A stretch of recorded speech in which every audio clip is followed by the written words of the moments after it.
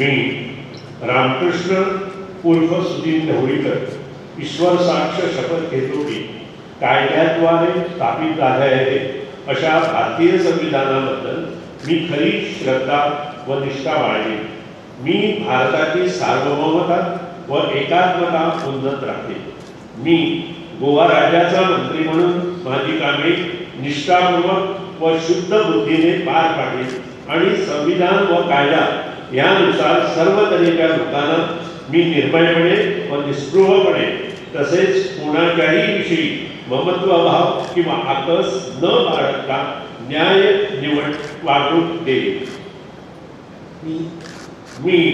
रामकृष्ण उर्फ सुधीर ढवळीकर ईश्वर साक्ष शपथ घेतो की